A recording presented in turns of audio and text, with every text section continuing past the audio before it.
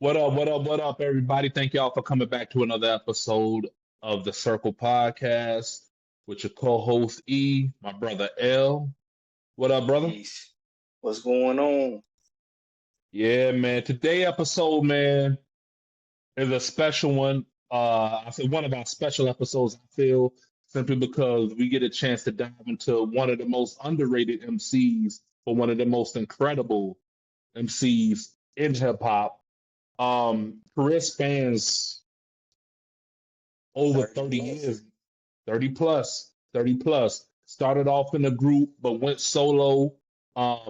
His latest project was in a group again. Not the same dynamic as this first group, but he still went back in the group. And he got some future stuff in the works. So none other than we're talking about the one and only Pharoah Monch, man. Brother Yes. Hell from Southside Jamaica, Queens, same neighborhood as 50 Cent, as well as some other prominent MCs or hip hop figures. Um, started Can we off in can the we huh? can we What's can up? we can we talk about Queens for a little bit? Oh yeah, yeah. We can do what we want. We did this our show, bro. Because Queens, man, it's something there, bro. Because like you mentioned, 50 Cent from Southside. Uh, I believe, like I'm not from there, so I'm not sure, but I believe where LL Cool J is from is not too far. it, it's all in Queens though. LL Cool J is from Queens. Of course, Ja Rule's from Queens. Onyx is from Queens. Uh, who else I'm missing? Capone and Noriega. Capone and Noriega, Mobb Deep, Nas. They from Queens Bridge, but it's still Queens. Mike Geronimo, Lloyd Banks. Uh, I it's like to something, give man. I like to give a shout out to DNA too. DNA is he From get into Queens. other stuff too, but you know what I mean, you mainly know him from battle rap.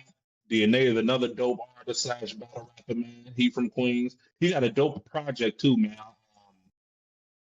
I may have to send it to you because I don't think he released it on streaming platforms. But he got a dope project that he got with Rain, who Okay. produced the project. So he's another one, man. Who else is from Queens? MC Shan, I Nick, think you said. Shan, Nicki Minaj. Um, man, Queens is crazy, bro. Queens get It's the money. Fuji Rap not from Queens, is he? Coogee Rap is from Queens. You right. Yeah, he from Corona, Queens. Hey, we may have to do Yeah, an episode on like just different regions, man. Because we were just talking before we started. We were just talking about Detroit, man. So I yeah, know they got some heavy hitters. Brooklyn got heavy hitters.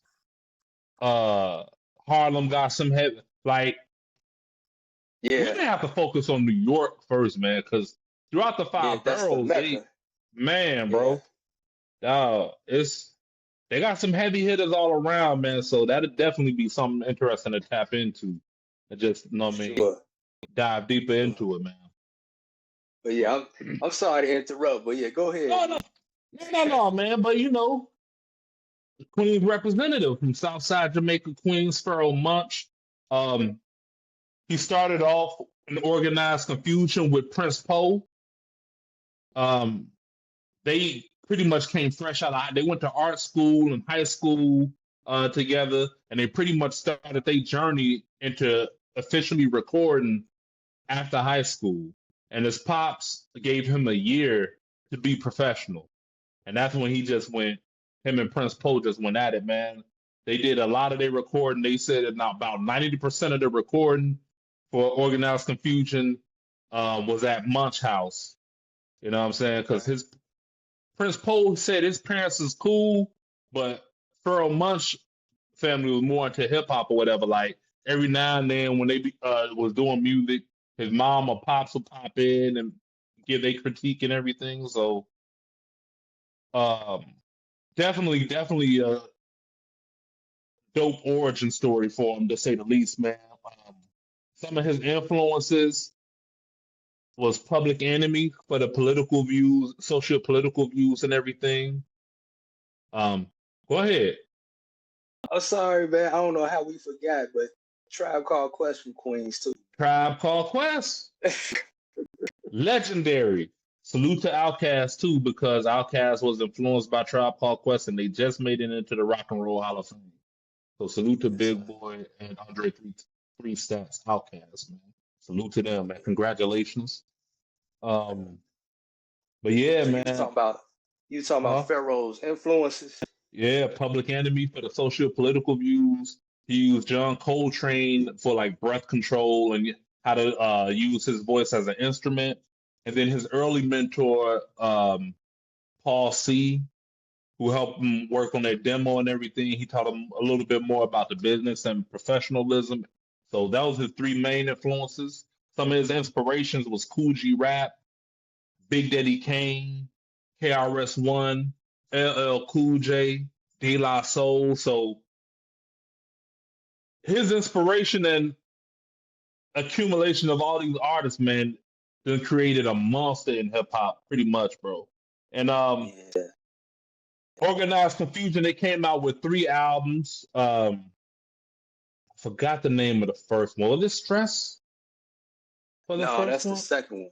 The second The one? Okay. first, yeah, the first one. Give me 1 second, man, because I was just looking at it too. The first one was Organized Konfusion. That was the name of Okay. it.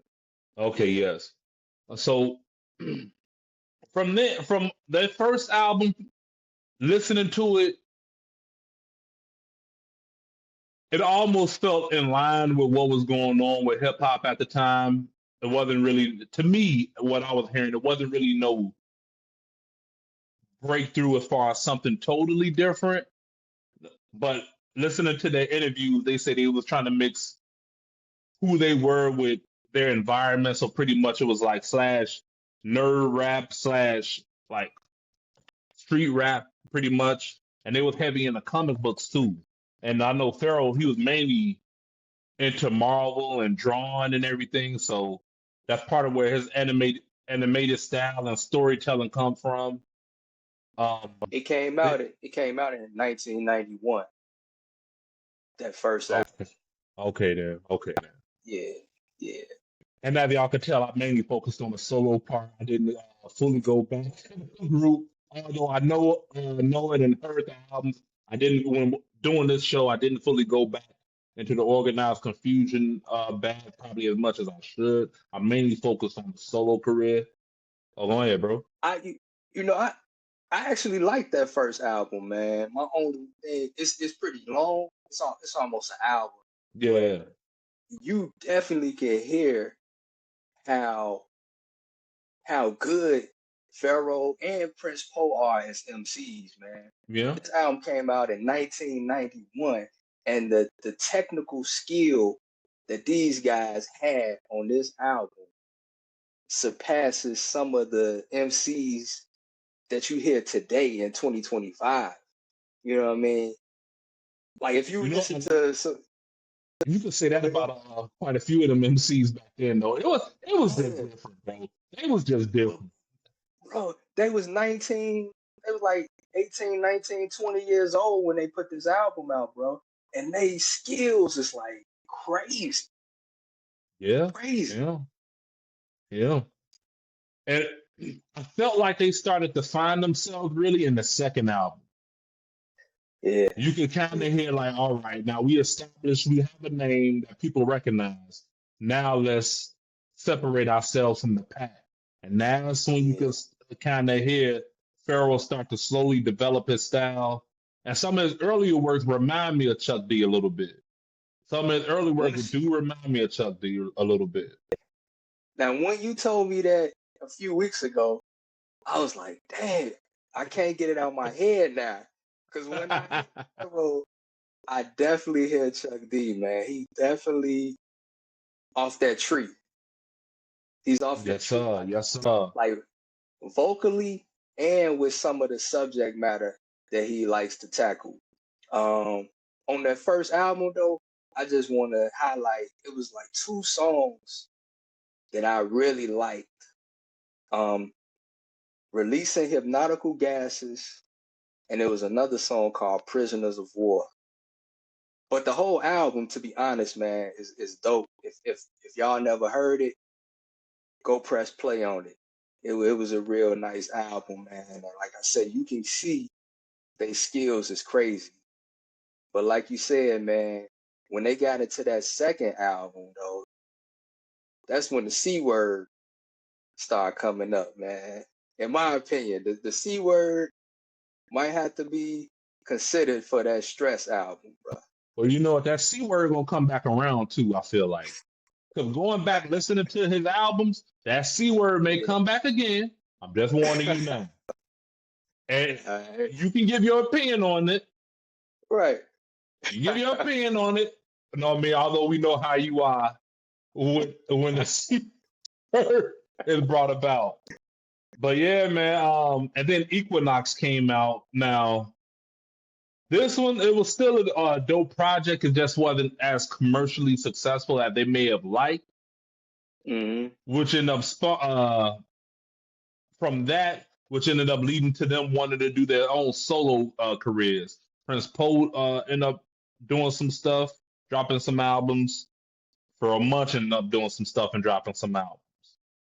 Now, from Equinox, like I say, Pharoah went solo on rock.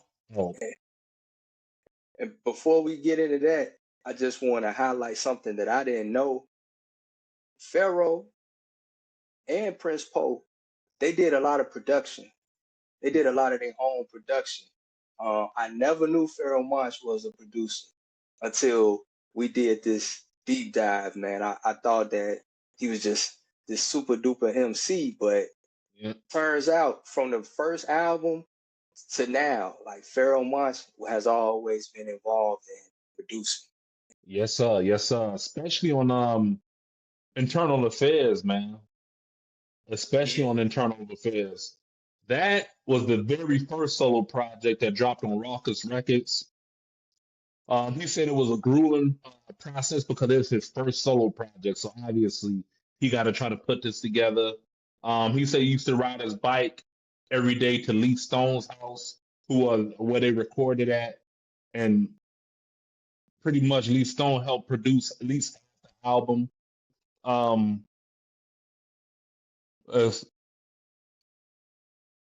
And one more thing, E, I just want to say before we get deep into his solo work, Prince Poe is a bad, you know what I'm saying, bad mother.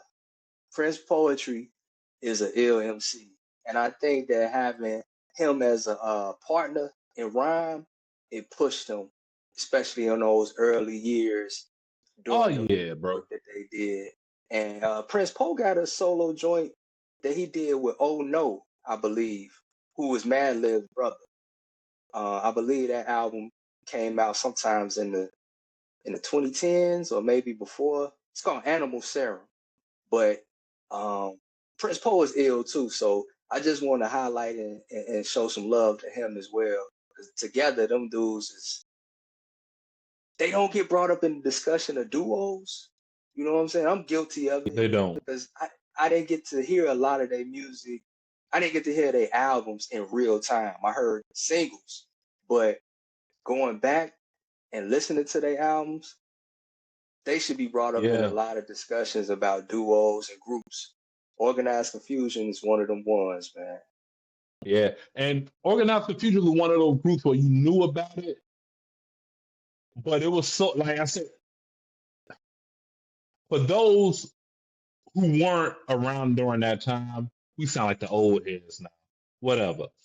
But for those who wasn't around at the time, like the level of talent you had to have to like really break through and be heard is crazy, bro. It's crazy. Like when you're talking about top-notch level, it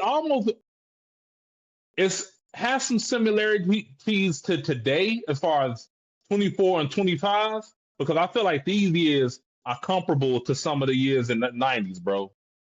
I feel like the 2024 and 2025 is kind of comparable to some of the years in the 90s, bro. But it was a little more vicious because social media wasn't out then. So Yeah. if you had a chance to be heard, that means you had like record labels or whoever felt you worthy enough to be heard. And during this time, it wasn't just about like necessarily commercial success. Like you had different type of artists around. Like you had your conscious rapping, you had backpack, you had gangster, you had the like party or club music, you had the mafioso style or whatever. The main thing is you had to be nice. Now everybody wasn't nice, but in order to reach a Yeah. certain level, you and to be remembered, you had to be nice. So And I think that's definitely true too. And I think that labels played a big deal too. I don't think they was on big labels as a group. And the other thing is like markets. Back then when we was growing up, it's like certain things hit certain markets and certain things didn't. So in Chicago, I could be wrong, but as I remember it, man, I don't think Organized Confusion really got into Chicago market. You no, know what I'm saying? Yeah, no. so we didn't really get, you know, a good serving of their music, but you would hear certain like I used to hear them on college radio, WHPK. So that's how I got introduced to them. And of course, looking through the Source magazine, you see the advertisement for their albums and certain, things of that nature. But in real time, their music really wasn't being played in Chicago on the radio and whatnot. Nah, That was nah. yeah, so that was unfortunate, but in today's day and age, man, we got so much access to stuff. It's at our fingertips. So if y'all Dog. never heard Organized Confusion, go tap in, man. You will be pleased. Yeah, yes, sir. Yes, sir. Um, and then from there, bro, when they split, I like I say, obviously Pharoah went through a grueling process to create this album, and he did it in 1999. What made him break through was that first single, Simon Says. And you know what's so crazy? The single that put him on, pretty much put him on like a more broader map for people is a single he got sued for because of the Right. Godzilla sample, and he got sued. I Yeah. think he had to pay like over 300,000 for that sample, bro. Okay. But it's one of hip hop greatest songs because to this day, when it comes on, when you hear that dun dun ba-da-da-da, the whole place still goes crazy, bro. It still Yeah. lights up when that Simon Says, "Come on, bro." And with this song, he said when he heard it, the energy behind it just made him go in that zone. Like you have to tell people what to do on the song.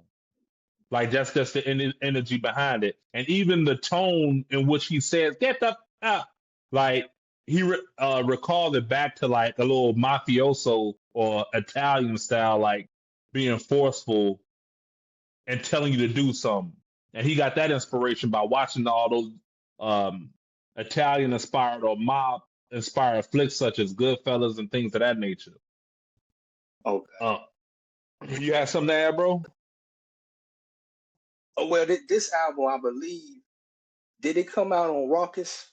Is this when he was on Raucous Records back Yeah, at the time? Yeah. yeah. Um, this album, man, it definitely made a lot of noise, and like you say, Simon Says is his biggest song, but it's not his best song.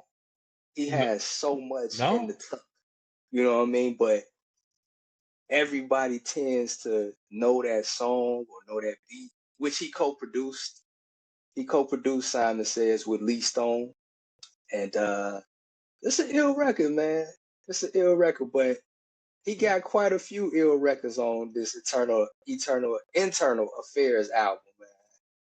What's your Wow. favorite record on that album? Honestly, I don't know. I don't know. Because I Okay. love Queens. I love the next shit with Busta Rhymes. The joint with MOP. The joint with Common and Talib Kweli, The Truth. One of my favorite joints, one of my personal favorite joints is The Light, man, which is his second single off the album, I believe. And he had a video Yeah, for it. The Light, I fucking love that song, bro. I yeah, just love yeah. the beginning of it and everything, bro. Um, and this album holds a special place for me because I remember buying this album and playing it l- like back and forth, like consistently. And then my brother, I'm not gonna say his name, but my brother ended up giving my album to his best friend. And I haven't seen that album since, bro, until he got the rights back to the album and released it on streaming platforms, Pharoah Monch. Until he got the rights back to the album and released it on streaming platforms, I could not find the album. And to come to find out, they took it out of print, Rawkus folded, and I believe Pharoah Monch, I could be mistaken, but I believe Pharoah Monch decided he didn't want to record for Geffen and when they folded into Universal Music Group, he didn't want to record for Geffen or what have you. So the 86, the whole Internal Affairs album pulled it off shelves and everything. And for years, you could not find it. Only way you could possibly find it is if you go on YouTube. You know what I'm saying? That's the only way you could Okay. possibly find something of Internal Affairs. But he finally got the rights back to it and released it on his own label, Trescadecaphobia, I believe, which Yeah, is a fear of the number 13, I believe. It's something of yeah. that. 13. Yeah, 13 comes up a lot in Pharoah Monch's work. Yeah. Um, I think something that I saw, he said that for those that might not know, as ill of an MC and as much breath control and technical capabilities he has, he battles with asthma. And he Hmm. said he had asthma real bad, and he said his parents say I think he started developing it real bad at 13 months. When he was 13 months old. Hmm. So I think that stood out for him. I believe his birthday is October 31st, which is 13 backwards. And so I think that the number 13 just kind of came up a lot for him. And so that's something that he went with as a theme in a lot of his Yeah. Yeah. music. Yeah. Um, what's your favorite song off this album, bro? I love the whole joint. Something about Queens, man. There's something about Queens and the storytelling. It's hip hop, bro. It's hip Yeah. hop, bro. When you hear it, it's like it puts you in that mood. Like it's just the ill song. If y'all haven't heard it, please go listen to it, man. Dare I say C word? Yeah. Dare Yeah, I man. say it? Dare I say it? That, that song Queens too, like you get a lot of Pharaoh's illness, right? You get the lyricism, you get the storytelling, you get the vocal animation and flows, and you get a piece of uh a piece of what I think is one of Pharaoh's biggest superpowers, and that's his soul. As far as an artist, Pharoah Monch is very soulful. You know what I mean? Like And vulnerable ill with too, the bro. bar. Like Yeah, yeah. He ill with the bars. He ill with all of that, but vocally, you know what I'm saying, and energetically, he puts a lot of soul into his music. yeah. And he do a nice job of like singing on the records too though. Like Yup. whenever he don't do it as much as like today's artists, but when he has time and get into his singing bag, hey, he That's one of what the I'm best saying. MC slash singers on the record, bro. Yeah, And you get a little bit of that on Queens, man. You get a little bit of all of that on that song, but yeah, dope album, man. Definitely. And one of my favorite verses, bro, was on the next shit with Busta Rhymes. I'm just gonna go over a little bit. I scattered the data that I have my niggas catamaraning around yachts, cops figures like knots landing. The last batter to hit, glass shatter you hit, smash any splitter or fast ball, that'll be it. Didn't figure the ridiculous flow will hit vigorously, triggering a rigorous amount of energy that'll be definitely needed to defeat it. A foe who retreated back. See no need to be repeated. Permission to shine. Stop this and rewind that. Back, listen and find Pharoah Monch the rhymes fat. You run up on them without a gun. I run up on them and stun them, and verbally never seen them coming. I'm sorry, I messed that up, but you get it. That's how difficult it is to do what he do with the layering in and multi-syllabic rhyme flow patterns, man. That's just the first album. And guess what? This is kind of easier to do than his later albums we're going to get into. Yeah. Finding the verse on this album was a little easier than on his later albums. And this is off the first solo album that he did, man. So, and did I say this was released in 99. So before the millennia hit, he dropped this. Then on his next project, which is Desire, came 8 years later, was dropped in 2007. And this project, I believe he just was going through some label issues and things of that nature, going through label politics.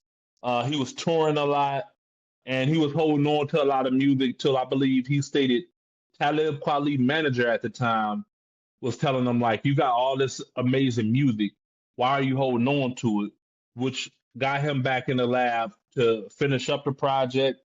And he stated the title behind it was like persevering through label drama and label politics, and also correlating to what people was going through at the time, farther in the world. And that's another thing with Pharoah Monch, man. I love how he correlates his projects to what he's going through, and also related to everybody's situation. So that's what makes him special as well, because when he's doing these projects, he's not only speaking for him, he's also kind of have a underlying theme that everybody can kind of relate to in a sense.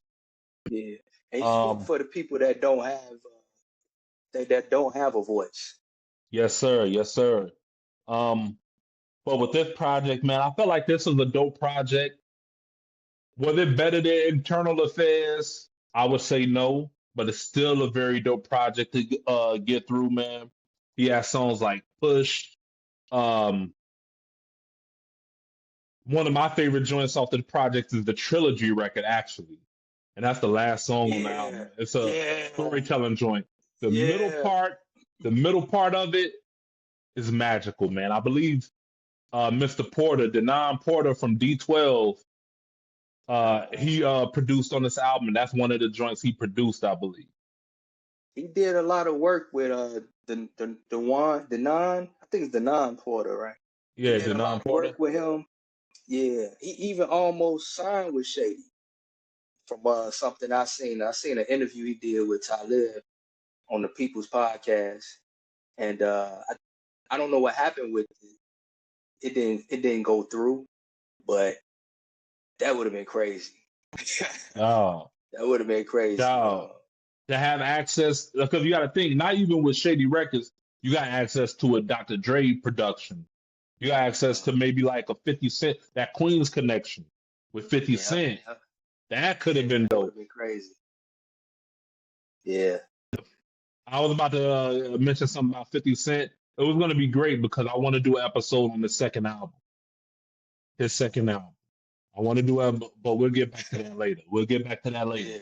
But yeah, man, this project, this is one, like I say, he was dealing with label politics, so a lot of the music was about persevering and overcoming to get pushed through. I say he had this joint, Trilogy. He had Body Tap, which was another dope record. One of my favorites on here was "Hold On" with Erykah Badu. Now with Yeah, this record, the second verse is what did it for me. Please be willing to fight for your will, despite writing for William Lynch. Millions tried to rise like helium, but died in the fields and trenches. Cries from the killing is senseless. Eyes to the ceiling that quenches a thirst and feeling that's endless. The prize like a rain that wrenches the soul and cleanses your mind from white picket fences. Dog. yeah, he ill, man. Heads up your ass, splinters in your face, mentally ridden, riding benches. The master's past is disastrous, but fastest bastards. They crafted his hands of his plan that still has us broken and battered. Bro, dog, I'm not doing this justice. If y'all have time, please go listen to, if you don't do nothing else, at least listen to that song. I say listen to Yeah, the whole project. Listen to that yeah, song, especially that second verse, bro.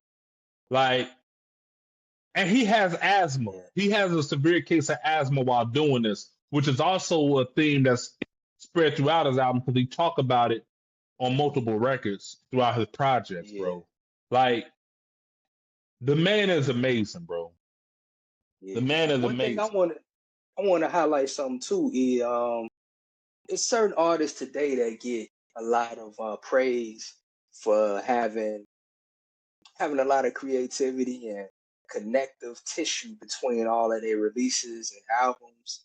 Um, I want to praise Pharoah for doing that too, because on the group album with Organized Konfusion, a big song from Stress was Stray Bullet.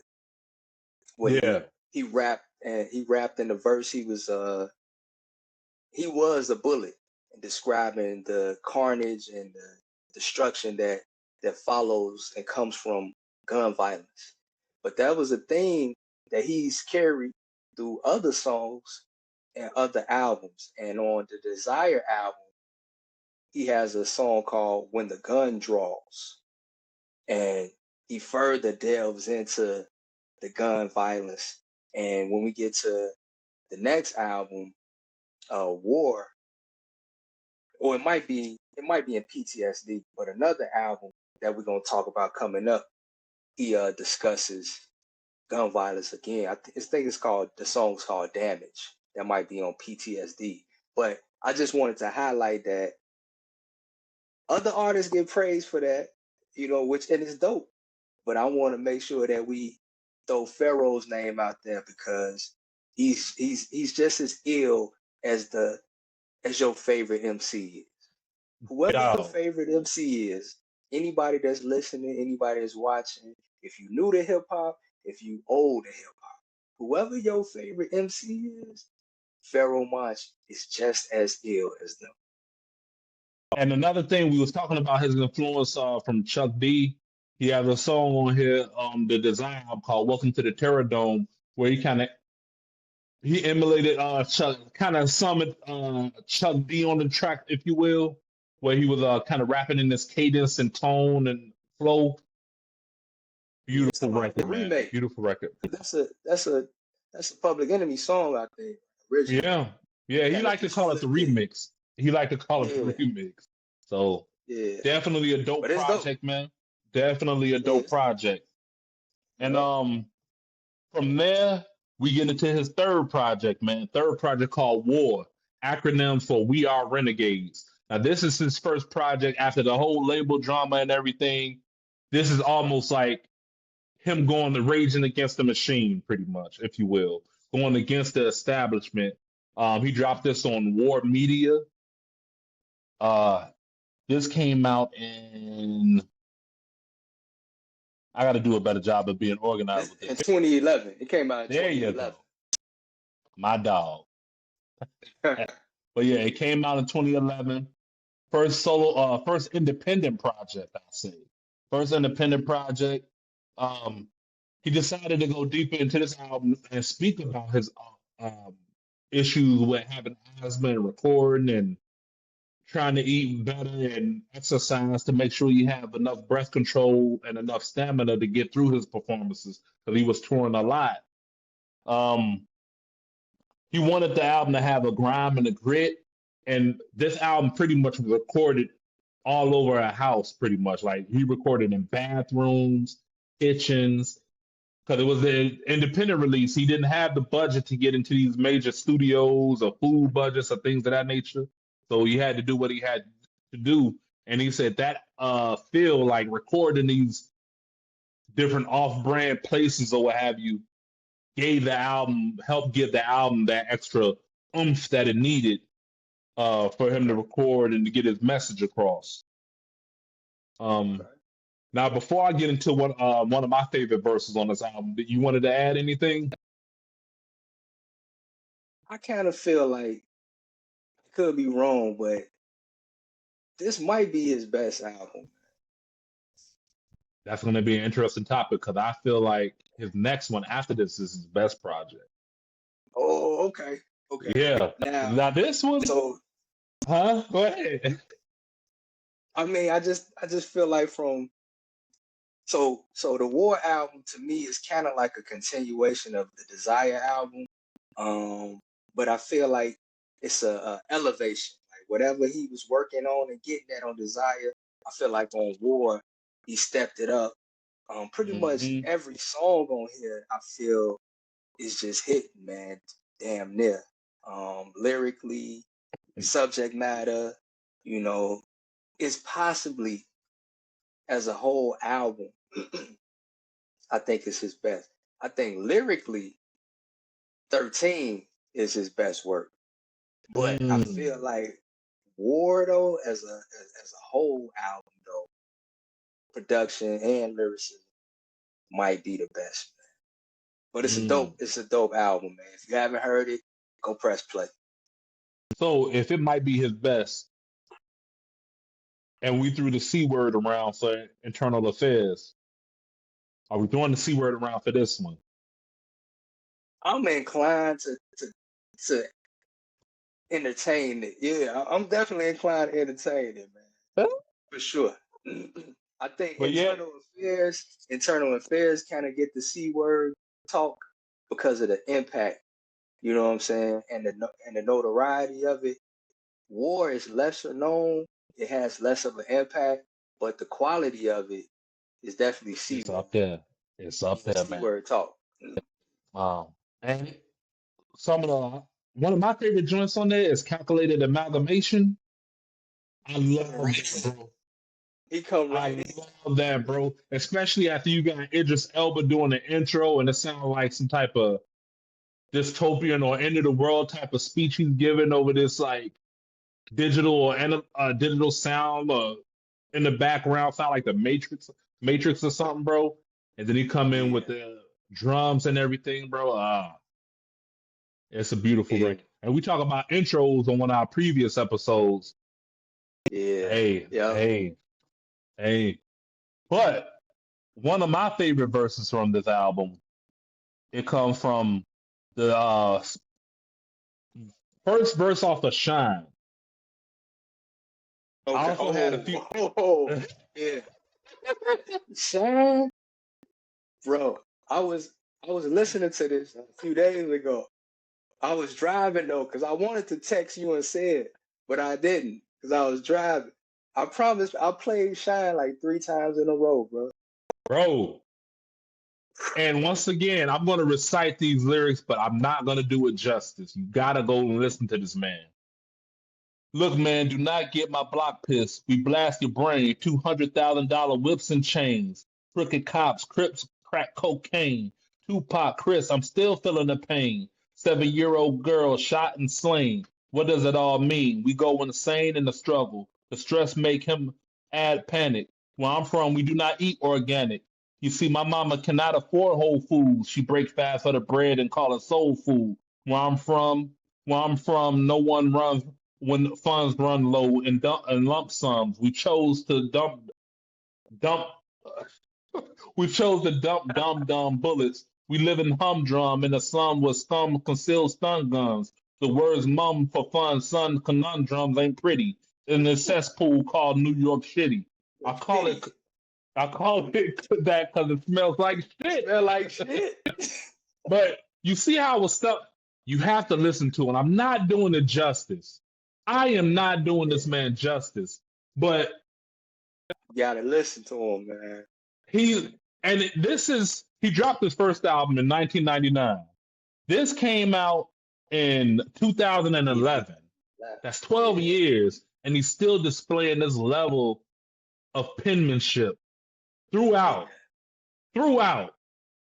So that's why I wanted to give y'all normally recite some of the lyrics to y'all, man. Go ahead, bro. And and with that verse right there, you get the crazy bars and lyricism, the flow, the cadence. He's talking about some serious stuff, man, like how, like the food depravity and I think the 7-year-old getting shot. He mentioning some real issues, and on top of that, you get some humor about New York City because it smell like shit. He mixes so many different elements into his art, man. He Dog. gotta be one of the greatest. He gotta be. And you know what's so crazy? Because one thing about uh, it's not a major conversation, but we have talked about, I think, at one point, where can you really be lyrical and still talk about serious issues? Like people, it's always that thing where sometimes you just have to not dumb it down, but I guess simplify it to get your message across. And those be the most resonating and heartfelt songs, such as I.E. Tupac and his songs. Was he like the most lyrical and intricate MC? No. But his music is some of the most heartfelt music throughout any genre because he spoke from a real place. Pharoah Monch has executed. I think he's one of the few MCs that has mastered still keeping a certain lyrical standard, but still bringing some real life issues and topics and doing it Substance. at a high Yeah, level. Doing it yeah, at a high level, man, yeah, which is hard as ish to do. Um, yeah. but from there, man, from War album after he go a War Against the Machine, he ended up doing some research on his career, bro. And I don't know why I didn't see it when it came out, like during the time. But PTSD was his very next album, Post Traumatic Stress Disorder. And PTSD came out 3 years later in 2014. And this one was pretty much a sequel to the War album. So after the War album, you get settled, you Right, come back home, get settled in, right, you get PTSD. And from right, this is like PTSD with dealing with being independent and going against the major labels pretty much. The PTSD and stress and depression that he kind of went through was all reflected in this album. Um, and he said he dealt This with is depression, being hospitalized for his asthma, and a lot of that depression came from the medications from him being hospitalized for 2 weeks, and then the doctor putting him on all these meds. And pretty much he said he didn't know why he was going through this until he went to a dentist and he looked at the list of right, medications he took, and he was like, "This is pretty much a cocktail for disaster." So he had to get that right. under control and regulated uh, to push through and carry forward. You was about to say something, bro? Yeah, I was gonna say that this album has the song "Damage," which is a continuation of the whole violence and gun violence thing that he's Mm. been running throughout his career. And that Beautiful. song is crazy. That This song is whole crazy. album, bro. This whole album, Yeah. it's a classic to me, bro.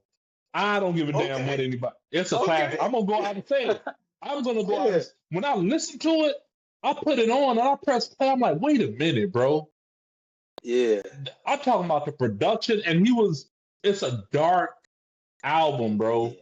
But and you feel that listening to it. And it's not dark like, oh my God. It's dark as in a sense like heavy bass lines, the themes and subject matter on here. Like he's talking about depression, it's talking about mental health and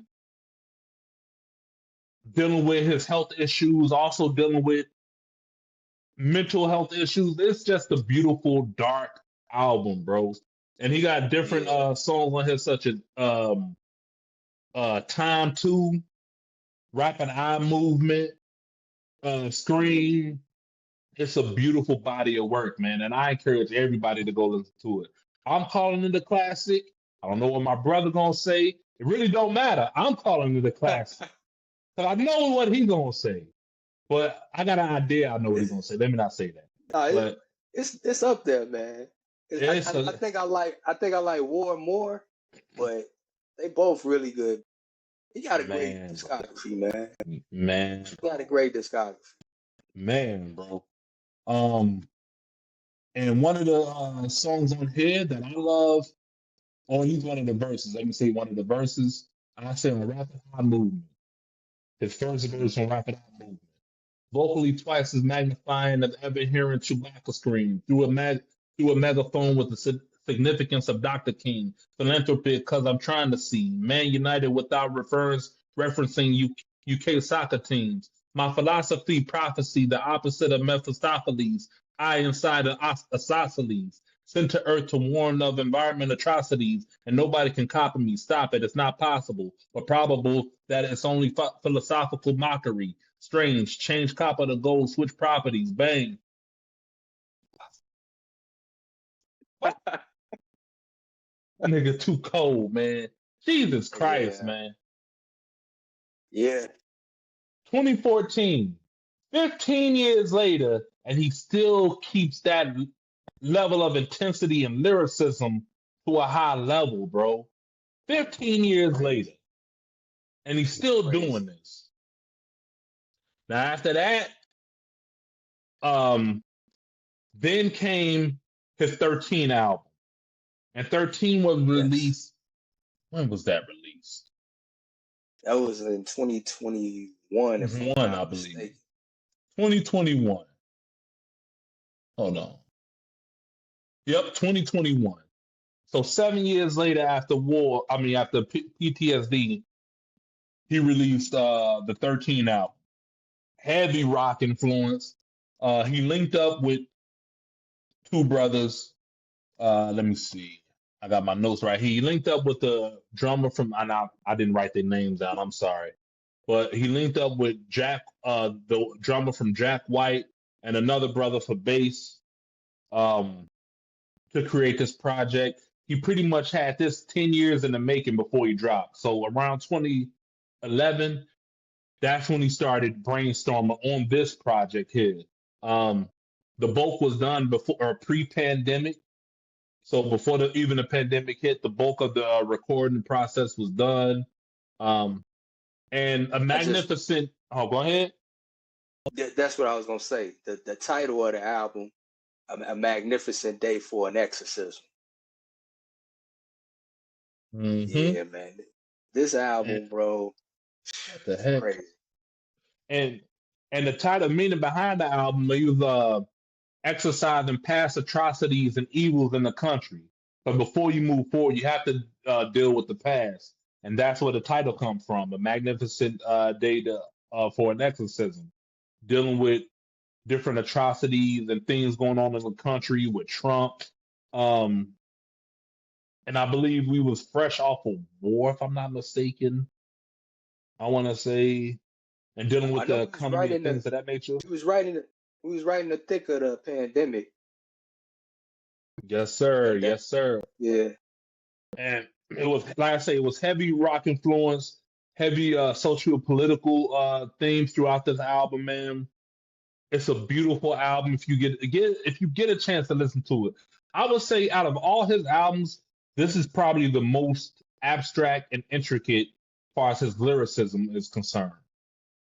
I would mhm. say that this album, because I had to play it back a few times, like, man, let me try to grasp on what what he's talking about. I know he's going into his political bag, but a lot of it was like metaphors and similes, and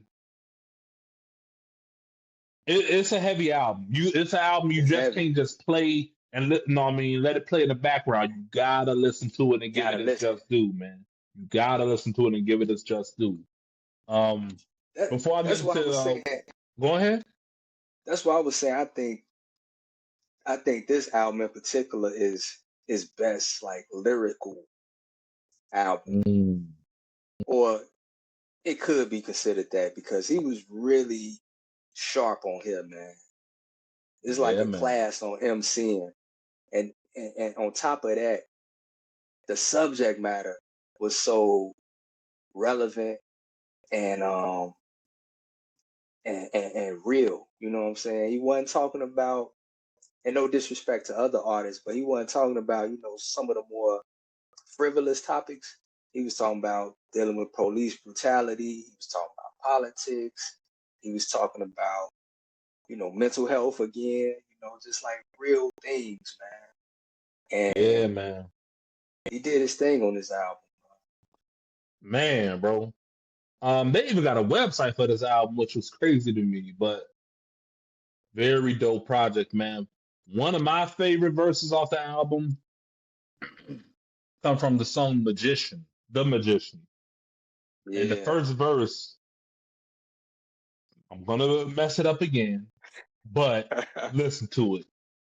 Picture the past of this passive ass sadomasochist mastering ass kissing, harassed and chastised by bastards. Wolves done laughed at him. They plastered his ass against the school lockers and then they casted him away. He was never as fast as them and he never played soccer. He never mastered gymnastic classes. So they teased him and they mocked him and fucked and the fucking bastard, they whipped his ass. Any reason they robbed him behind the school when he was late for a day, but the masquerade is over now. Yeah. Dog. And on that, he's telling the story of how some guys who get bullied in school and things of that nature, they turn into these situations of mass shootings and whatnot. But he was giving you the backdrop of how all that kind of starts. Dog. So From the beginning, I'm gonna hit him up in the cinema. We pretty much did the overview of this man's career, so I'm just reading lyrics now. I'm just reading lyrics now. From the beginning, the second verse. From the beginning, I'm gonna hit him up in the cinemas. Then I pin him up against the wall before sending them back to the makers and ending them. I've never really been in a position to fuck reload. I'm drilling them with the subliminal, and I'm gonna kill them with the minimum amount of venom. The fucking venom is venomous. My synonyms spitting them. Then I'm done with that shit, man. If you ain't said, dog, I'm not doing this shit justice, and I'm sorry for those listening. I'm not doing it justice. Go listen to this man. One of yeah, the greatest MCs ever, man. The grace of microphone. Some of his most notable features: My Life with Styles P. And he they go to man, the soul again. and he didn't even rap on the record, bro. But the most He just memorable part on the yeah, song is the chorus. My yeah, life is all I have. My rhymes, my pen, my pad. Dog. yeah, And people that wasn't even like deep in people that's not even deep into like the lyrical side of hip hop, they walk around singing that shit, bro. They walk around yeah. singing it. He had features on Talib Quality album that we did last time on Gorilla Monsoon record. Gorilla Monsoon. Crazy, bro. He did work with P. Yeah. Diddy. He wrote Um, for Diddy too on what was that song? The Future. and The they name of dropped the song was The Future. they didn't drop a single for that. They didn't drop a single for that, I don't think. But very, very great artist, man. I can't say enough about him. I'm glad we got a chance to do this episode, man. You get a chance, go and look him up, man. Like I say, my favorite or I would say probably his best project to me, maybe PTSD. As far as like Okay. overall, um, my brother feel like War or We Are Renegades may be his best project. Yeah. So You can't go wrong with either one though, but I you mean, really just can't pick though, one. man. You can't. Just I would pick one. suggest. I would say start from Organized Confusion just so you can see the foundation. Mhm. But if you just plan on going to solo bag, I would start with Internal Affairs just so you can hit a growth. Internal Affairs, out of all of them, probably is the most hip hop sounding album as far as the production and everything. But when you mention all-time greats, you gotta mention him simply because he's one of the artists on every album. He gives you something different, and it sounds different from the last project. No album sounds the same, and he's willing to. And that's one of his main things too. Is when he was coming up, you had to be one of the main things is you pride yourself on being different from everybody else and not doing the same thing or traveling down the same road. So that's what you get from him. You know what I mean? He's not going to give you the same thing. He's going to, you know what I mean, always throw in something new that you could take with you, add on to his legacy and discography, man. Such a great MC, bro. Such a great MC. Definitely, definitely. Very Pharoah Monch is multi-dimensional, man. And you know, when we do these deep dives, I really get a chance to like come into their world and see them from every angle.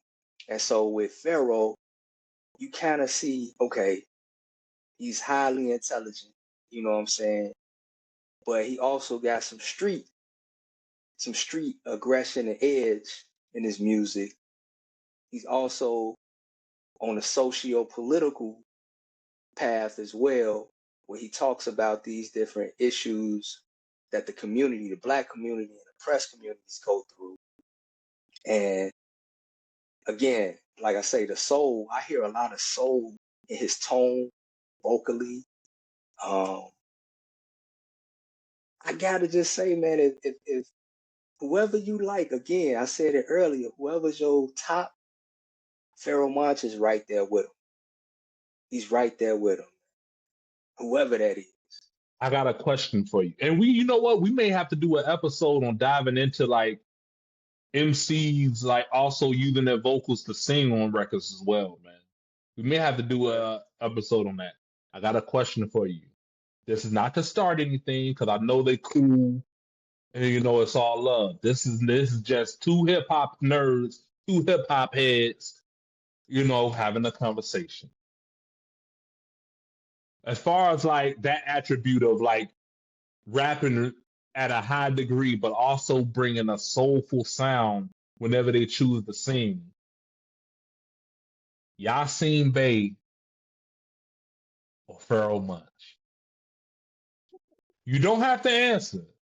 I just thought I'll throw that out there because it's like they both so soulful, but they also both like, and they both like whenever it's time to rap, they display a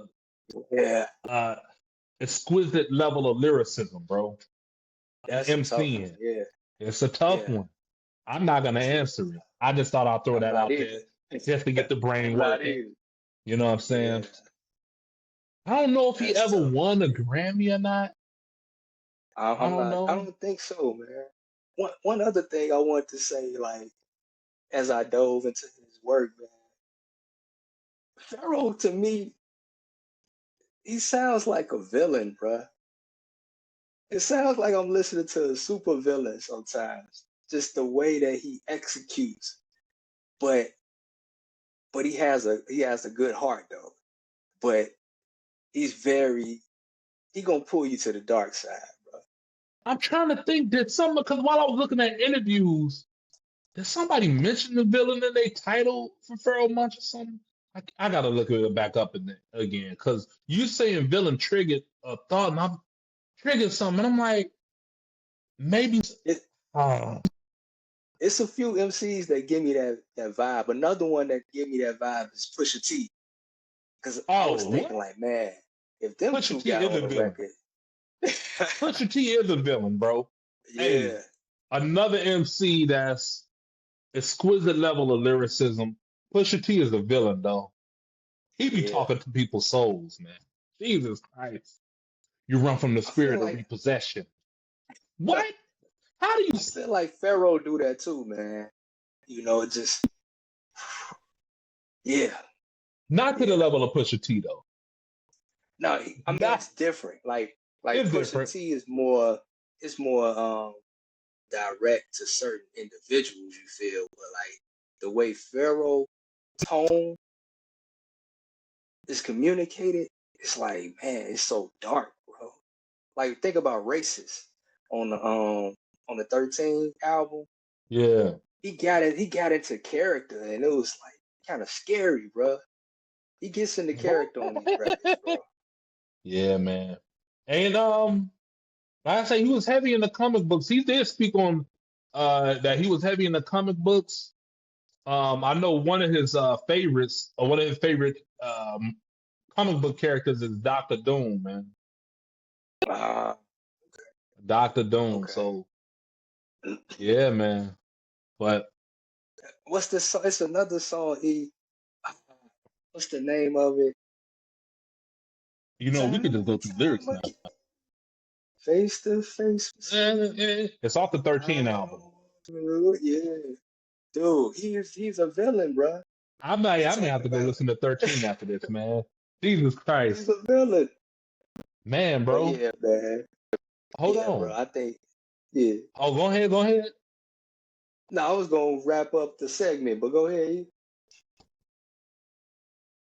How do you think Arm & Hammer and Pharoah Monch would sound on the record? Ill. That would be crazy. Yeah.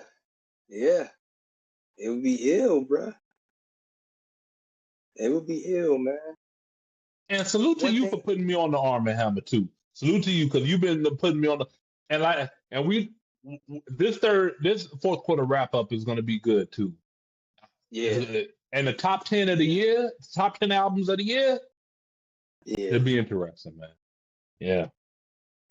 I think I wanted to ask real quick, why do you think that Pharoah Monch isn't mentioned with the elite, with the greatest, and even in barbershop conversations or, amongst the guys, like why isn't Pharoah Monch's name common? I think for one major label push. Yeah. Like I say, he went indie after his second album, man. His second album, it wasn't promoted as much as it possibly could be. I know he had the single I forgot the name. Rocks something. Hold on. What was the second single? Hold on. From which album? Desire. He had a single off of there. It ain't loading up right now. But hold on. What was the track? Oh. Give me one sec, bro. Because now it's going to drive me crazy if I don't find it. What was the first one? That was the single though, off the album. I don't know if he had a second one, but he had Body Baby. Oh, okay. Body Baby, that's what it is. And he had a video for it, I believe, too, man. Where he dressed up in Elvis and stuff. You want my body, baby? Well, let me plant this. Yeah. So I think that was the only single off the album, I believe, man. But like I say, the major label push, I think, is one reason. And I think Pharoah is one of those artists where he only drops like every so often. So he's not in people's faces like that. Like I know he on social media, he on Instagram mainly he be talking about baseball or he's showing his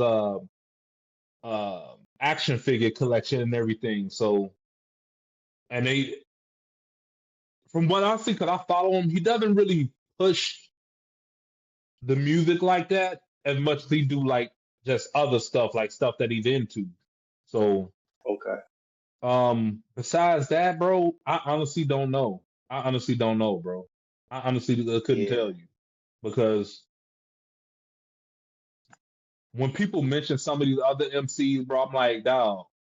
Like whenever people mention Eminem as far as the multi-syllabic rhyming and everything, whenever people mention Eminem, I always point them back to Pharoah Monch. Like, bro, listen to Pharoah, bro. Eminem mentioned Pharoah Monch. Dawg. He's one of those, bro.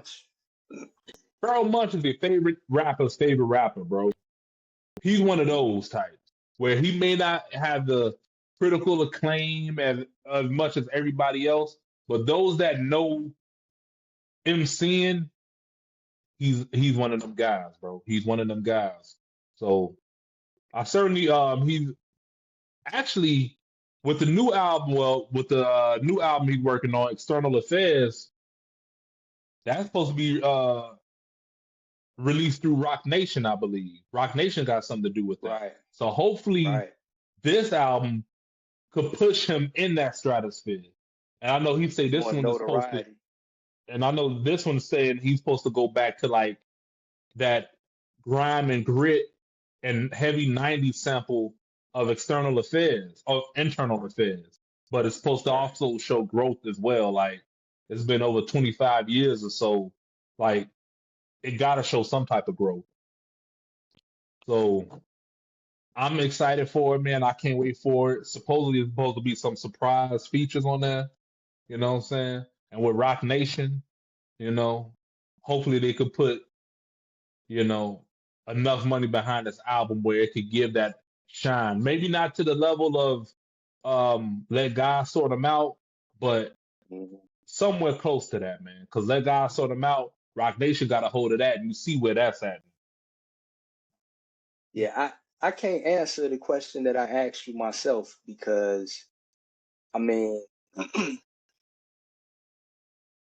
when it comes to just being talented, the talent is off the meter. When it comes to, musicality, creativity, experimenting, he's giving you that. He gives you songs that you can feel. He gives you songs that make you nod your head.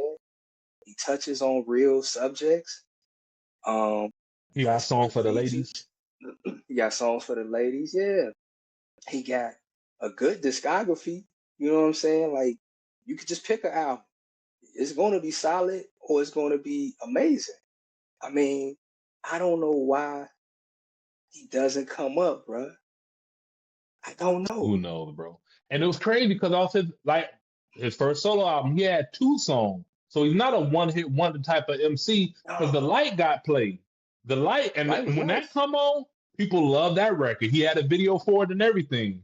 So I don't know, man. I don't know. I think after that though, like his visibility as far as like videos and everything, he still released some stuff, but it kind of like waned off almost in a sense.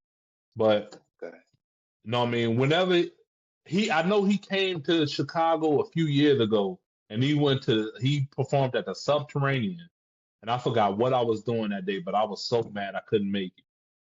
So next time you come to Chicago, man, I definitely got to go see Pharoah Monch, bro. I definitely got to go see Pharoah Monch, man. You know what I'm saying? So salute to Pharoah. Yeah. One of the greatest of all time, man. And I can't wait for the new External Affairs album. Supposed to come out last year. As long as when it drops, it's right, man. I don't care when you release it, honestly, man. You know what I mean? Yeah. Going back through his work is amazing. So, and one person that don't like Pharoah Monch. Ooh. I'm not gonna play him. I'm not gonna play him. I was about to say it, but I'm not gonna play him. We know him. Homie? We know him. I'm just gonna say that. Know what I mean? When he see this, he gonna know.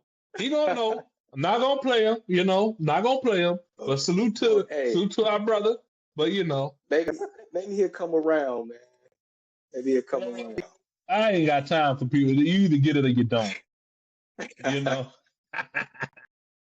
Nah, salute to bro though, man.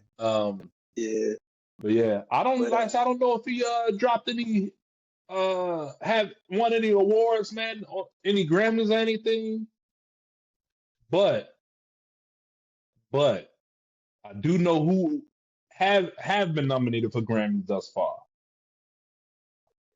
And I got him taking 2. Okay. I got him taking 2. Okay. You know what I mean? That's all I'm gonna say. I'm talking about none other than the Clips, man. Let God Sort Them Out, brother. I got that Taken album, and I got Birds Don't Sing, taking Song of the Year. Okay. Okay. I mean, hip hop is definitely in the conversation this year with the Grammy Awards. I pay attention to the Grammys sparingly, you know what I'm saying? Usually just for the artists that I'm familiar with and the albums that I've heard. But I'm interested, man, in seeing how things go this year. So in February, it's gonna be some fun. You got the category? You got the categories down? Well, you know what I I'll pull did them up. actually? I was gonna ask you because since we focus on hip hop so much, I mean, Mhm. out of the 5 that's nominated, and I salute to all of them because they did a great job. I feel like it really comes down to these 3: GNX, Chromacopia, and Let God Sort Them Out. I know me and you pretty much on board feeling as if Let God Sort Them Out is the Don Dada. It should definitely be the one that Yeah. gets the hardware. But I've went through and looked at these other albums in comparison, man, and I just wanted to rattle off a few choices for you, right? A, B, or C, Yeah. man. You just pick and you tell me which one you would say is the better record, right? So real quick, I'm gonna just compare GNS, Chromacopia, Let God Sort Them Out. And it's no right or wrong or nothing crazy. You just say which one you think the better record. All right. So first off, between Whacked Out Murals, Saint Chroma, or The Birds Don't Sing. Birds Don't Sing, man. And that's a tough one because I love Whacked Out Murals. I love Whacked Out Murals, bro. It's tough, but I gotta go with Birds Don't Sing, bro. I think that's the song of the year, man.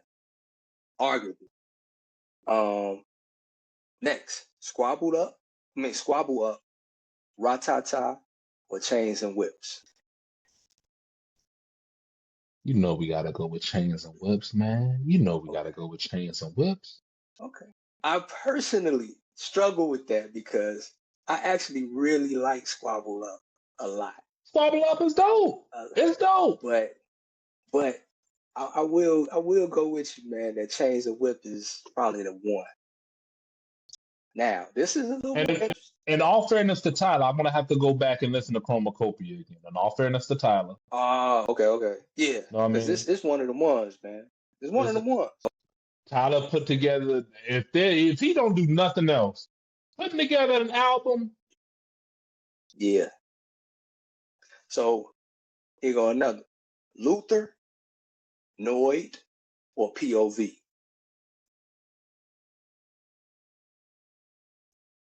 For me, it's between Noid and POV. I'm putting Luther to the side because I'm not in love with that record. I don't hate it, but I'm not in love. I really like Noid, man. A lot of people went crazy about Noid, but that's one of the best songs I heard when it came out. That was like one of the best songs, man. And POV, which features Tyler, that's a fire record, man. The beat switch, Yeah. you And know. Luther, can you compare it? No, it can't go with. You can't And I'm just saying, as far as compare. the sequencing, this the third song Yeah, on yeah, each yeah, of yeah. those albums. So, but Luther did amazing this year, man. So salute to SZA and Kendrick for that record. Man, bro. Is that I nominated for a like 30 Grammy? for 30 more. 30 for 30 is fire, bro. I like 30 for 30 more, but Luther is the one that got the most accolades Yeah. this year. But they both know. I think they both nominated for Grammys though. Okay. Yeah. But of those 3 songs, which one you going with? POV? Feel like you going with POV. And you won't be wrong, I'm gonna go with POV. I gotta listen to Tyler again. I'm sorry. I'm sorry, Tyler, the creator, man. I'm sorry, bro. I gotta listen to the man. album again. It's a dope project but I gotta listen to it again. It's cool. Man at the Garden, Ooh. Darling I, or so be it? I'm gonna give Man at the Garden now. I'm gonna give Man at the Garden. Okay. I would go with Darling I, but I'm rocking with you. Now, Hey Now, Hey Jane, or Ace Trumpets? And this is why I listen to the time they created again. You're more versed in speaking on it than I do. That If Hey we Now, talk though, about man. if we talking about writing, content, substance, Hey Jane got that, bro. He's having a conversation with a young lady that, in the midst, they have like a pregnancy scare. And he's talking about like all of the emotions and issues and what can happen, what will happen, the nature of their relationship, if they had a baby. Of those three songs, to me, that's the best. I'm gonna listen to CHROMAKOPIA when we get off here, bro. I think I may go play some cards, play some poker. I may listen to CHROMAKOPIA when we get off here. I'm just telling my personal business, but who cares? I may go play some poker. But so for you though, you think Hey Now was the best? That damn baby. It not. The production not, man. I like. You not. It almost make you want to crip walk, bro. I'll be in the house like, dang. I hope no cribs look find my ass. Like, So dog. you going with Hey Now? I'm gonna go Hey Now. All right. But Ace Trump is dead. Yellow diamonds look like PP. Yeah. Yeah. I'll be saying that randomly, by the way. So Reincarnated, I Killed You, All Things Considered. all things considered, All right. all things considered, I've been forgiven. Now, What's your listen to verse on this all out. things considered? Oh What's yeah. your verse on all things considered? Hey, bro, this. All right, man. Whatever, bro. Whatever. I want to give some support to CHROMAKOPIA though, because I Killed You is an ill song. He's talking about hair, like black people in their hair and how they, process it and cut it. Ill song, bro. Ill song. But all things considered is definitely one of my favorites this year. Reincarnated is ill to me too. I know you said you Reincarnated want that. dope. Oh yeah, I thought you weren't that crazy about it, but I like that joint. It's not one of my favorite songs off the album, no, but it's still a good song. Yeah. Okay. So next, TV off, Judge Judy, or Mike Tyson blow to the face. Oh, oh. See, and I gotta listen to the CHROMAKOPIA again, but TV off and Mike Tyson blow to the face.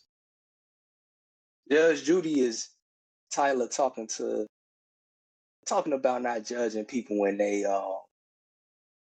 proclivities or what they into. That's an ill record too, because a lot of times people do point the finger, but be doing some wild, freaky stuff behind the scene. So he was kind of speaking to that on Judge Judy, um, What do a you little bit. Which one you choose? To be honest, man, like Judge Judy, like the theme, I liked a lot. The rapping on Mike Tyson is impeccable. Bro, they start off, it's so cold. They start their verses off a cappella and then Yeah, the beat drop. Ah. yeah.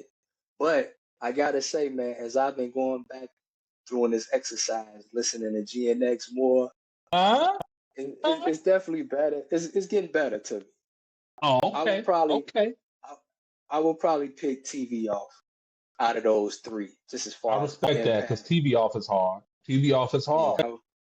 I would pick All that. I ever wanted was a black dead national. Fuck me and rational. Give him what they asked for. Bang, bang, bang. But not enough. But it ain't no Yeah, nigga, but it's not enough. Like, dog, it's cold, bro. It's a cold record, bro. yeah. Who's the Kendrick, man? Nah, And Tyler and the Clips. it's a good one right here, man. Dodger Blue, Sticky, or Ooh. Ibra. Ooh. Now I remember Sticky. Sticky is fire. Sticky That's the is joint with fire. Glorilla and Lil Wayne. that's fire. Getting sticky. That's And fire. I think Sexy Red on there, right? I think so. Yeah. Uh To me, it's Sticky, man. To me, it's Sticky. I love Dodger Blue. I do like Dodger Blue a lot. I never was crazy about Ibra. Ibra is dope, but I never was crazy about it though. what? Sticky though, Sticky is Even dope. is so cold, bro. It comes in, they just float. It sounds like you should be on a yacht, just you know what I mean, coasting with when EBITDA comes on, bro.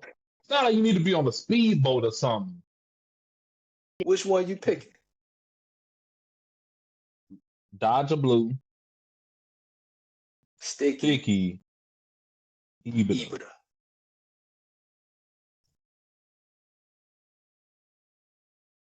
You know what? I want to get the party started. I'm going with Sticky. Okay. I'm gonna get the There you party go. started. I'm going with Sticky. There You know what you I'm go. saying? All right. Now this one. Ooh.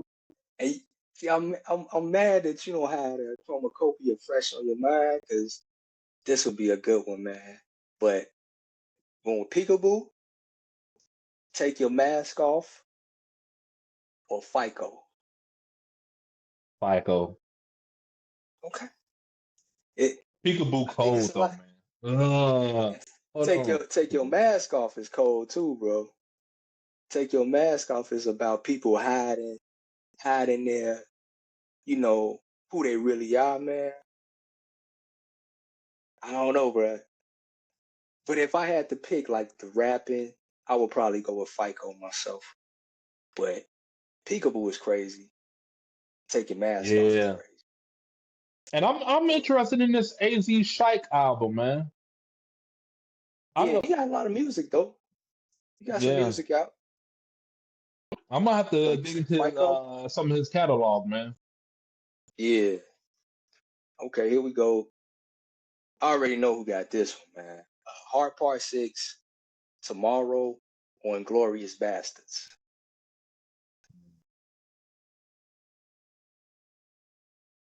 This is why, once again, you're more qualified to give your answer on this. I And like Hard Part 6, man. I like Hard Part 6. Hard Part Six is fire, bro. The way they flipped that SWV beat, oh man. And Glorious Bastards, I need to hear that in a club Live setting or setting. something, bro. I feel like Yeah. that's when we'll appreciate that song even more. No, it's dope though. But I think I would give it to Hard Part 6 on that. GNX, Thought I Was Dead, was So Far Ahead. So far ahead. Okay. How did that go on the Clips album? So far ahead. So far ahead, you niggas Oh behind. yeah. I'd have been both make them best. Oh yeah. Alright. And that chorus is so ill too, man. Like, Yeah. I love that chorus. This one, it's interesting. Gloria, Like Him, or Let God Sort Them Out / Chandeliers. Mm. I'm going with Like Him personally. I'm I'm asking. gonna go with that. And I'll tell you why. Because I wasn't too crazy about Gloria, and I wasn't too crazy about that song Chandeliers. That's Okay. the one with Nas, right? Yeah. I wasn't too crazy about it. You know what I Now, mean? So, like him, Tyler was talking to his moms, talking about his father, who he didn't really have a relationship with, and just trying to understand, you know, if he's like his dad, in mm, his ways and things of that nature. Cold record, man. Like I say, go back and tap into that Chromacopia. And I am, man. so GNX we finished, man, but we got from Chromacopia Balloon. That's the song featuring your girl, Dochi. And we got By the Grace of God. from Clips? Which record you think? Mm. I don't know. I love By the Grace of God. And you gonna make me listen to this Clips album again too. Cause That side balloon note, is crazy too, though, man. I'm gonna listen to CHROMAKOPIA after this. I got to because it's a travesty and embarrassing that I can't recall this album like I want to right now. Um, I don't know. It's dead in there for me. But I would have to go with the Clips because I can't Yeah, remember the one with Dolce, but cool. you know, No, it's cool. And then the last song is Tyler by itself. It's called "I Hope You Find Your Way Home," which is fire too. But based and on me asking you, I think well, GNX got 4, Chromacopia got 3, Let God Sort Them Out got 7. So it pans out, man. Pans out. I mean, like I say, when I heard the Clips album and I heard salute to all the nominees because all of them got dope albums. I like Glorilla album. I like Yep, Jid album. It's front to yep. back fire. GNX is a dope project. I know. I do remember the feeling I got from Chromacopia when I listened to it, and I felt like this is a very dope, well put together album. But when I heard the Clips, I'm like, oh, this is album of the year because just you know how it starts off, how it finishes, the in between. It's just a beautiful album, man. I can only like literally. There's probably one or two songs you could possibly take off that album, if that, man. Right. So, and just with everything around it, man. I mean, it's one thing. This record been talked about for like some time, so much to the point where you didn't believe it was coming out. You Yeah. didn't believe it was coming out. From Yeah. that, and then you get the rollout, which was Chef's Kiss, a masterful rollout, which got people caring about rollouts again. Like you got Cardi B doing a thing, you got Summer Walker, I think, with the dump trucks down in ATL. Like people just, all right, I'm energized now. Let's go support these records and everything. So from that, and then you delivered on the album. Like you conquered all phases of an album for me. Like GNX still is dope, but it was just dropped out of nowhere, after the beef, which he delivered after the beef. So, no, I mean, you could Yeah. salute that, but I gotta go with the Clips, man. Yeah. I go with the Clips too. I think that, as I've stated a lot on this show, man, I really wasn't a fan of GNX, but over time, especially here recently, it gets better for me. It's It still does, at the huh? bottom. It's still at the bottom of my Kendrick list, but it has gotten better. Um, but I feel like Chromacopia definitely is getting the short end of the stick. Um, when it came out, he didn't have much of a rollout either. I think maybe a week or two, he put out like a video or something. He had on this like costume, took on this whole character, and then the album came. And to me, it was like one of the best, man. It was definitely one of the best albums. It came at the end of last year. And I don't think it really got to live much because I feel like GNX came shortly after. I could be wrong, but I It feel did. like I think Chromacopia was released in like October, November, and then like mid-December sometime, I believe like December 12th or 14th or something like that. That's when GNX came. So okay. I didn't know if it was November or December, but I know it just took yeah, over. GNX took yeah. over, and Oh no. Chromacopia kind of got overshadowed. And we fast forward to this year, you know, um, the Clips delivered, like you said, man. They put out an amazing piece of work, man. But that Chromacopia is definitely up there, man. It's definitely up there. I just wanted to compare those three because I feel like those three probably like the best ones. Those three probably had the most fanfare.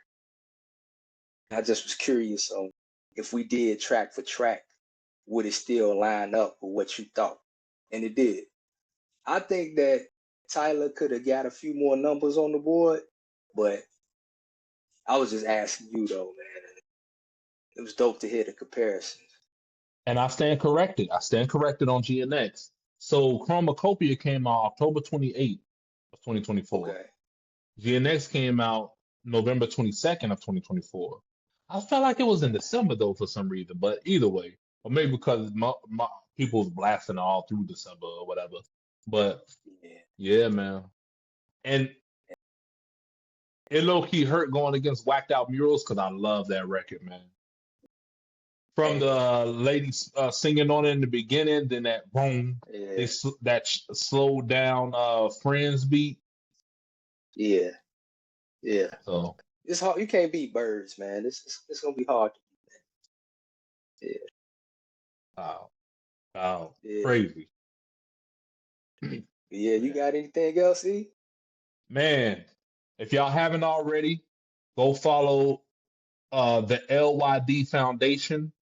THEL as in Larry, Y as in yellow, D as in David Foundation on Instagram. I believe they got a website too. Go follow them, show your support, man. They're doing great things. He still got the food pantry, even in the midst of everything that's going on as far as SNAP benefits and everything. He's still finding a way to make it happen for the community. And it's at the Chicago Collegiate School, 11816 South Indiana, I believe. Food pantry, I believe 4 to 6 Wednesdays and Thursdays. I'm gonna try to see if I could take off some time to go help out, man. Like I say, I was just talking to my wife. She works at the school. I was just talking to her, man, and she's like, man, it was usually there's some stuff left over for Thursday after people come in Wednesday. She was like, Wednesday, man, it was pretty much wiped out. Wow. Yeah, man, because it's rough right now. This whole government shutdown is effing up everything, bro. Everything. Yeah. So, to everybody out there that's affected by it, hold your head, Sure. Sure. And God bless everybody, man. Be good to yourselves, be good to each other. You got any last words, brother? Nah, just want to second you mentioning the LYD Foundation. If you're here in Chicagoland area, you're in need, or you know somebody that's in need, go ahead and check the food pantry out. And whether you're here in Chicago, whether you in America, whether you overseas, you can contribute if you able to or would like to. Just pennies, nickels, dimes, quarters, dollars, whatever you can or whatever you would like, you can contribute. And you know what? There's also some other people that's doing stuff regarding like food and vouchers and things of that nature. I don't have the information with me, and I wish I'd have had it. Normally had the foresight to pull it up so I could read it off. Unfortunately, I don't have it right now. But if you know what I mean, do your Googles as Fredro Starr say, you can find different places and different organizations that are putting together events and food pantries and things of that nature. Be good to yourself. Be good to each other. God bless, man. Peace. Go ahead. Salute to Pharoah Monch, Mr. Trescadecaphobia himself, man. Yes, sir. Yes, sir. Salute to Pharoah Monch. Amazing career, and I can't wait to hear what you got in the future. Peace. Peace.